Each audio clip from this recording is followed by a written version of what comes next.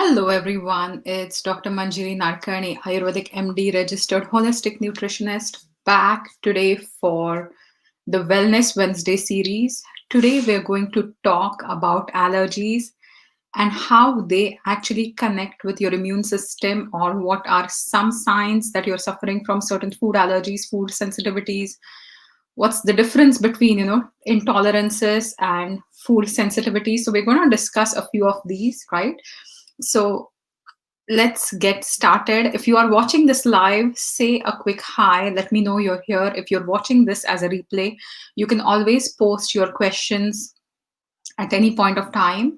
And let's talk about allergies. So, the relationship between allergies and immunity is really complex, right?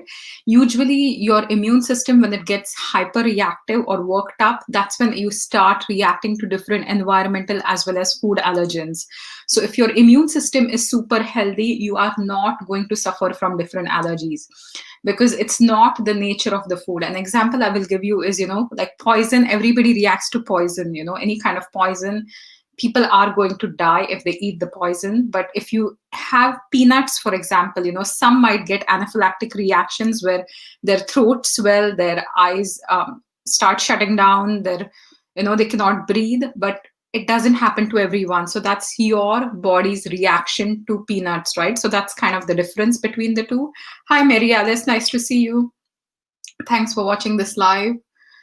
So, coming back to the allergies, so allergies are usually a sign that your immune system is out of balance, it's hyperreactive, and you could be allergic or intolerant or sensitive to different things. That's what we're going to discuss today, right? And for someone that has these allergies for a long time, if you have a lot of environmental allergies or if you have a lot of food sensitivities for a long period of time, that's further going to weaken your system.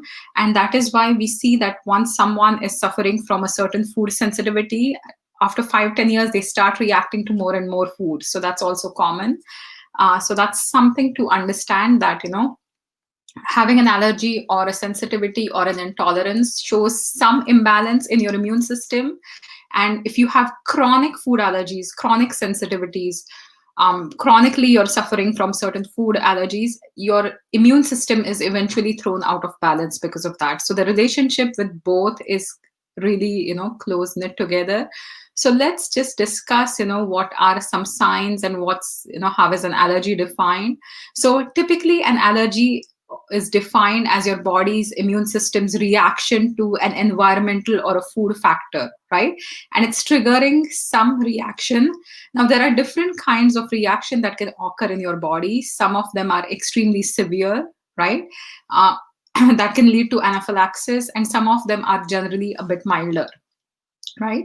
So, anytime your immune systems react with a foreign substance, like a bee pollen, or a pet dander could be one another thing, right?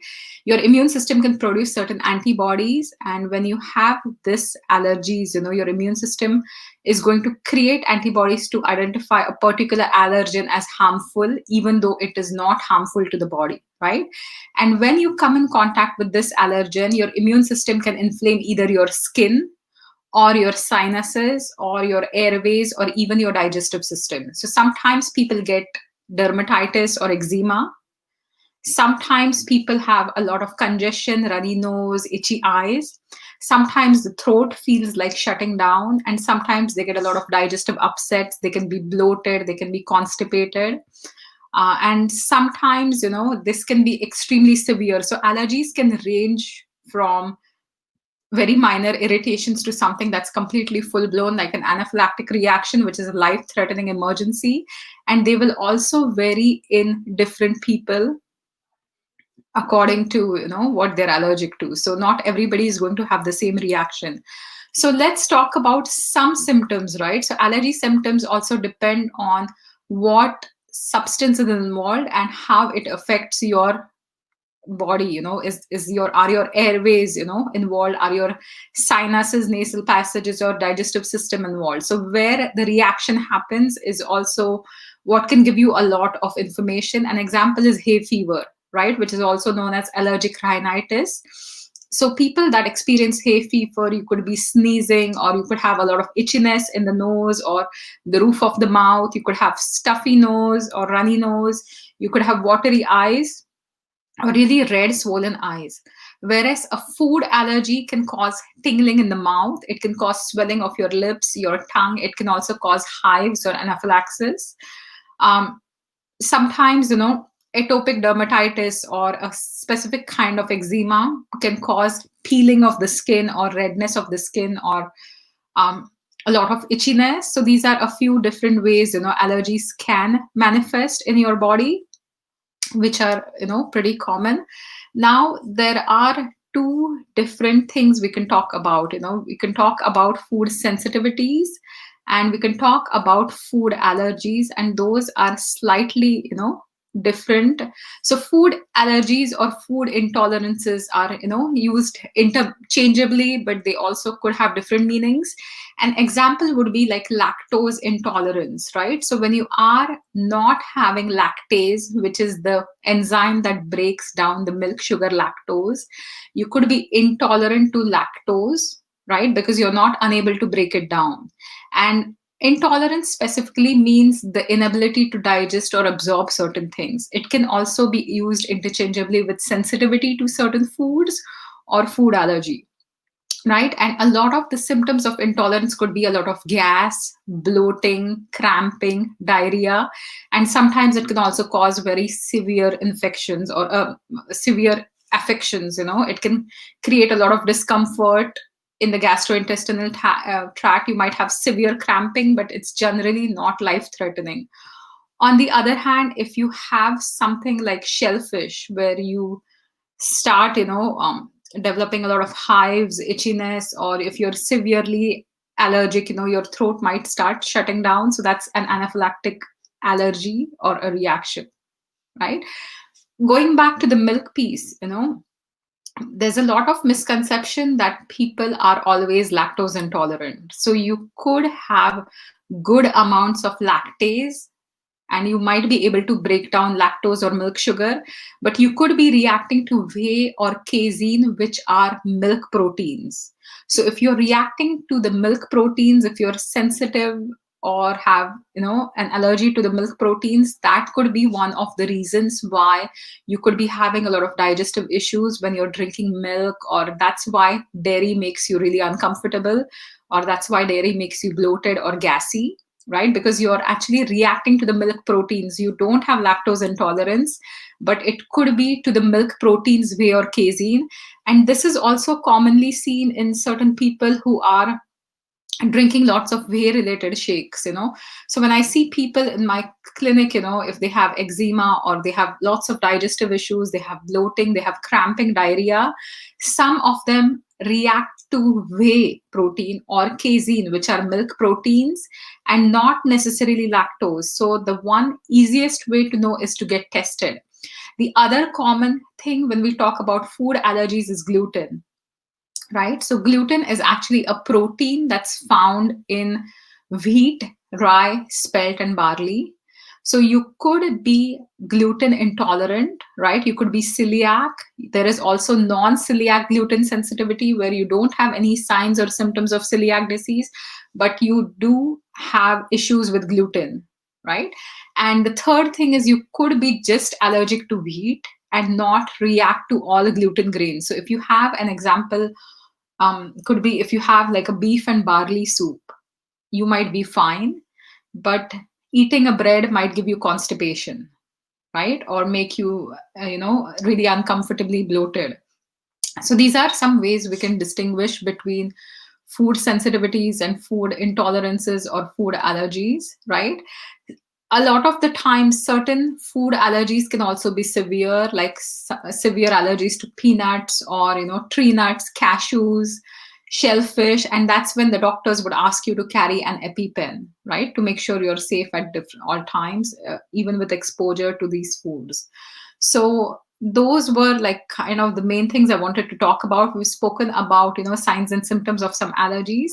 So the question that I ask most people is, are you suffering from hidden food sensitivities or allergies? The one way to know is keep a diary. If you have any signs or symptoms which are not explained otherwise, if you get extremely uncomfortable with dairy, if you have an eczema rash that's not going away no matter what you've tried, if you have constant cramping, constant diarrhea, keep a food diary. That will give you a lot more indication on what you're eating. And also write down your symptoms. As soon as you eat something, if you're seeing a symptom, if you're seeing your body react a certain way, note it down, and that will give you a lot more information about your own health, right? Because food is something we're all eating on a daily basis, and there are different foods. You could react to corn or soy, or sugar is again something that's extremely common. Yeast is something that's also very common.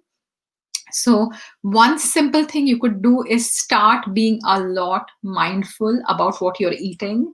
Write down everything that you eat and try to connect it, right, with what you're eating. The other option is to get this food allergy or food sensitivity testing done. So in the clinic at Blue Water Nutrition, I have food kits. So I have certain kits of foods and environmental factors, which is non-invasive. It's based on applied kinesiology. It's known as base allergy therapy. So these are vials you're going to hold in your hand, and I'm going to check for muscle locking. And that can help pinpoint if you're reacting to certain things or not, right? So that's an easy, safe, non-invasive way. We can try it in kids as well. So it's pretty safe. So if that's something you want to do, feel free to connect with me and we can talk more about it. But that's kind of the main thing I wanted to do today is, food sensitivities are a huge part. So in my practice, I see a lot of people suffering from food sensitivities. And food is something that you're eating on a regular basis. You're eating on an everyday basis. It's not something you eat once a week, right? So try to be mindful of the food that you eat. Always make sure that you're feeling good after eating meals. If you're having some discomfort, or if you're getting tired, if you feel exhausted, chances are the food you eat is not working for you, right? And food is supposed to be your first medicine. Food is supposed to provide you with all the nutrients you need, be it the vitamins or the minerals that you need for the upkeep of your body. So if you use this first medicine wisely, you're going to stay really healthy for a long time. So be extremely mindful of what you eat and how you feel after eating the food, right? And that's the first way where you can start discovering whether the food that you're eating, is it responding well to you, or is it creating a lot of health issues for you? So these were a few short things I wanted to discuss today. Thank you for watching this live. Today is the fourth of the Wellness Wednesdays on the immunity series. Next week we're going to talk more about children's health, and we'll be posting the topics ahead of time so you get a chance to ask questions as well. Thank you for watching this live. If you have any questions for me, feel free to post it in the comments and I'll be more than happy to come back and answer. Thanks and have a wonderful Wednesday. See you soon. Bye for now.